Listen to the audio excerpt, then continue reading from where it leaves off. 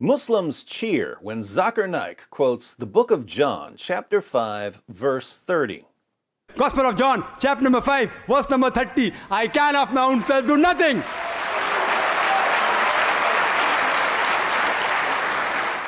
Naik doesn't bother to give the context of the verse, but he offers it as a proof text against the deity of Christ and the doctrine of the Trinity.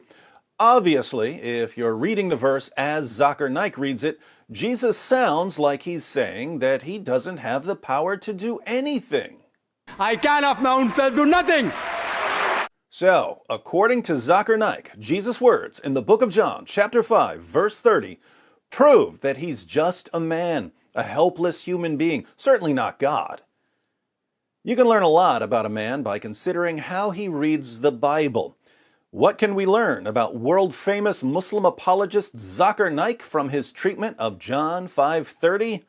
Let's find out by doing something that people like Zakir Naik don't want their listeners to do ever. We're going to read the passage. I'll just summarize the first 15 verses of the chapter. Jesus heals a man on the Sabbath, and this upsets the Jewish leaders. They regard miraculously healing someone as work, and you're not allowed to work on the Sabbath. We'll pick up the story in verse 16 of the chapter Zakir Naik quotes to show that Jesus is just a helpless human being. And this was why the Jews were persecuting Jesus, because he was doing these things on the Sabbath. But Jesus answered them, "My Father is working until now, and I am working." Uh-oh. You see, Jews weren't allowed to work on the Sabbath. But there was a discussion among the Jewish rabbis. They reasoned that since God sustains the universe even on the Sabbath, God works on the Sabbath. Jews don't get to work on the Sabbath, but God works on the Sabbath. How does Jesus answer the Jewish leaders when they complain that he's working on the Sabbath? He says, "My Father is working until now, and I am working." Like Father, like Son. Now, what does he sound like he's saying here? If Jesus says, "Yeah, I know human beings aren't supposed to work on the Sabbath, but God the Father is working on the Sabbath, so I'm working on the Sabbath too, because I'm the Son," what does he sound like he's claiming? He sounds like he's claiming to be in the same category with God. And as the next verse shows, that's exactly what the Jewish leaders thought he was saying. Look at the heading, by the way. Verse 18, "This was why the Jews were seeking all the more to kill him, because not only was he breaking the Sabbath, but he was even calling God his own Father, making himself equal with God." In the Bible, people or groups of people can be children of God in various ways. We're all children of God in the sense that God created all of us. This is the basis for Ahmed Deedat's sons by the tons response. Oh, you claim that Jesus is the Son of God, but God has lots of sons in the Bible. Yeah, there are lots of sons of God in the Bible, but the phrase Son of God is used in different ways. The question is, what does the phrase Son of God mean when it's applied to Jesus? Does it mean something more than when it's applied to me? In this passage, Jesus is claiming to be the Son of God in a unique way. When he says that the Father is working on the Sabbath, so he's working on the Sabbath, the complaint is that he's calling God his own Father, making himself equal with God. Notice, the Jews thought that Jesus was claiming to be a separate God, a separate deity. He's the Son who's equal with God, but who can act on his own, separate from the Father. But Christianity doesn't teach that Jesus is a separate God, so someone is misunderstanding something here. Now, if Muslims are right, and Jesus is a mere human being and a Muslim prophet, he's going to correct their misunderstanding by saying, "Wait, you think I'm claiming to be equal with God? I'm not claiming to be equal with God. I'm only human, just like the rest of you." But if Christians are right, and Jesus is the divine Son who has the nature and attributes of God and who is one with the Father, he's going to correct their misunderstanding by saying, wait, you think I'm claiming to be a separate God?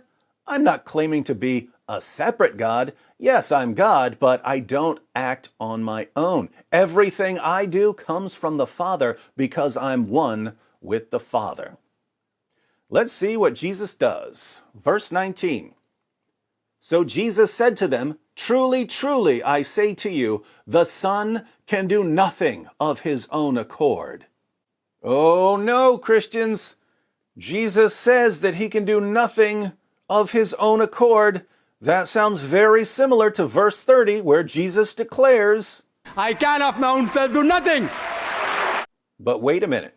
When Jesus says that he can do nothing of his own accord, does he mean that he's a helpless human being? Or does he mean that he can't do anything separately from the Father because he's one with the Father? Let's at least read the entire verse before we decide. So Jesus said to them, truly, truly, I say to you, the Son can do nothing of his own accord, but only what he sees the Father doing. For whatever the Father does, that the Son does likewise. Jesus does whatever the Father does?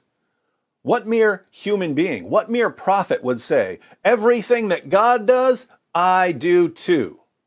So, when Jesus says the Son can do nothing of his own accord, is he claiming to be a mere human being? Or is he claiming to be the divine Son who's one with the Father and therefore can't do anything separately from the Father? Let's keep reading.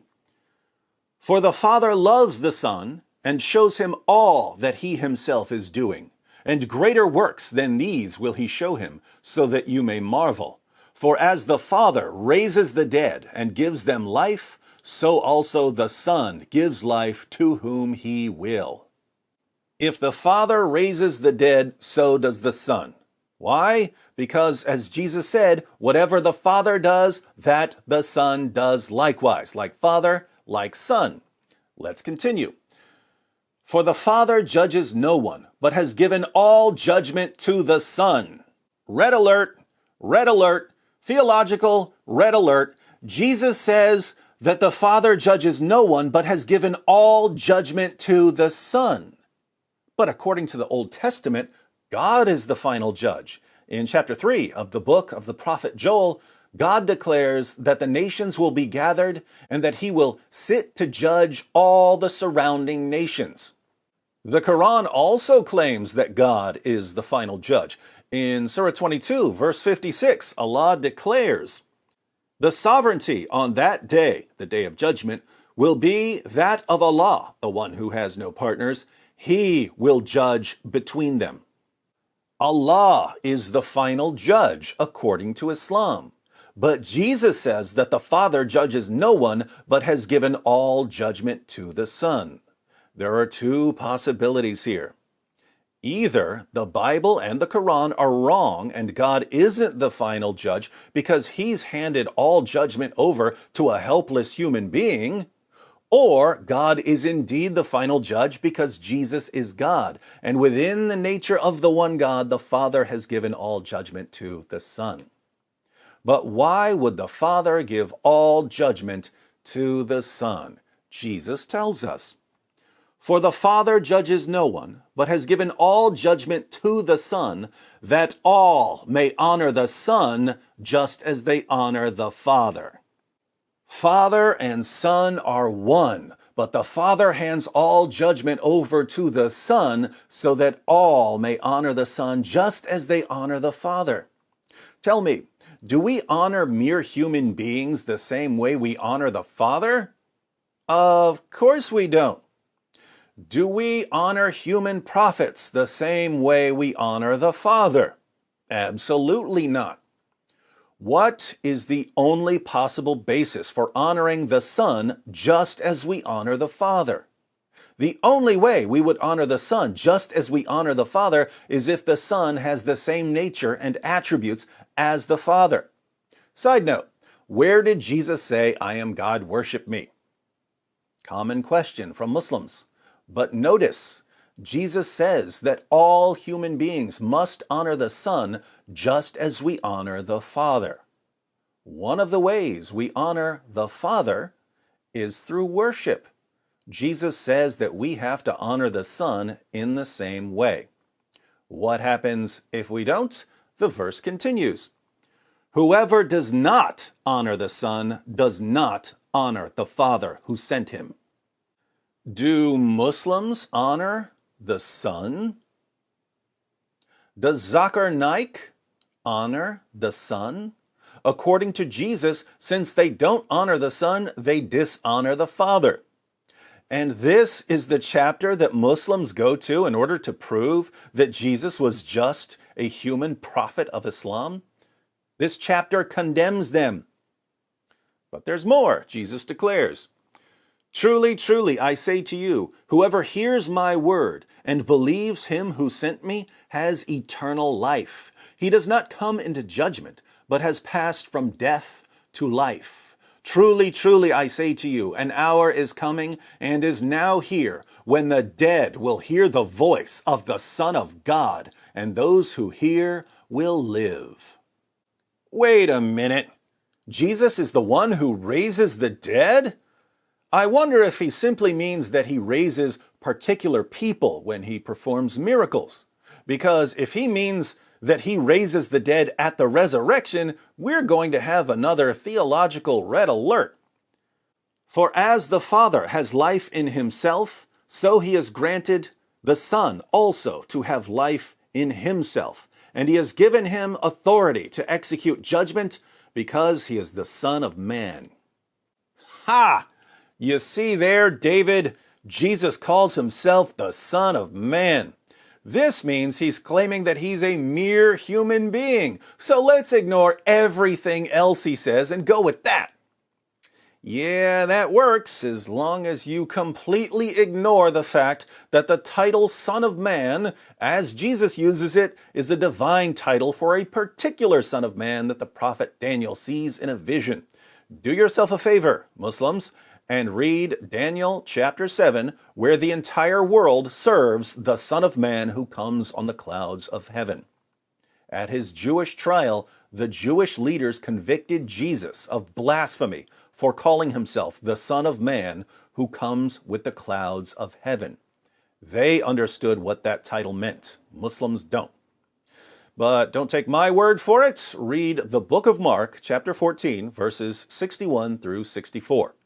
For once in your lives, my Muslim friends, try to understand what Jesus is actually saying instead of forcing the views of an illiterate 7th century caravan robber onto him. Even here in John 5, the chapter Zakir Naik quotes to prove that Islam is true, the Son of Man is the final judge. And the Quran claims that God is the final judge. You can get this. Almost done.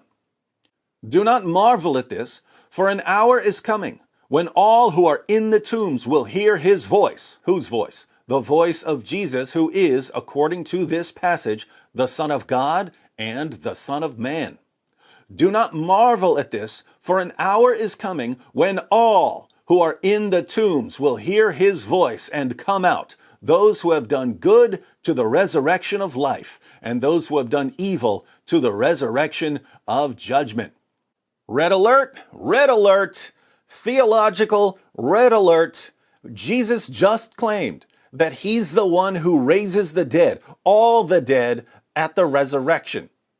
According to the Old Testament, who raises the dead at the resurrection? 1 Samuel 2:6. The Lord kills and brings to life. He brings down to Sheol and raises up. According to the Quran, who raises the dead at the resurrection? Surah 22, verse 7. And surely the hour is coming, there is no doubt about it, and certainly Allah will resurrect those who are in the graves. And yet Jesus claims that he's the one who will raise everyone from the dead. Are these the teachings of a man who thinks he's a mere human being, just a prophet of God? And now for the very next verse, The verse Zakir Naik, he's a medical doctor, quotes to Muslims to show Muslims that even the Bible agrees with Islam. John chapter 5, verse 30. Jesus says, I can do nothing on my own. As I hear, I judge, and my judgment is just, because I seek not my own will, but the will of him who sent me. Now that we've read the passage, let's go ahead and have a pop quiz. When Jesus says, I can do nothing on my own, I seek not my own will, is he saying, A, I'm a helpless human being, a simple prophet of Allah, or B, when I claimed to be the divine Son of God, you Jewish leaders thought I was claiming to be a separate God who acts on his own. But I'm here to correct you. Even though I have the same nature and attributes that the Father has, and even though I'm the final judge of all people and the one who raises the dead, I do not act on my own. I cannot act on my own. I can do nothing on my own because I'm not a separate God. I'm one with the Father. Which one is Jesus saying? And yet Zakir Naik rips Jesus' words completely out of context, twists their meaning beyond recognition, and convinces his gullible listeners that Jesus in John chapter 5 agrees with Muslims. And the Muslims who are being deceived by Zakir Naik cheer for him as he lies to them. Gospel of John, chapter number 5, verse number 30. I can of my own self do nothing.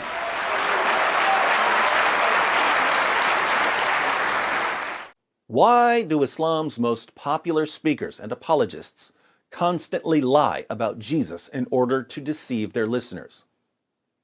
That's the spirit of Islam, my friends. And if you don't believe me that the spirit of Islam is the spirit of deception, sit down with your Muslim friends and show them this video.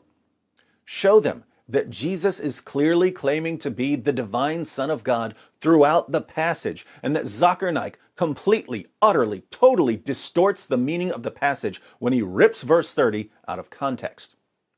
99 times out of 100, your Muslim friends won't care.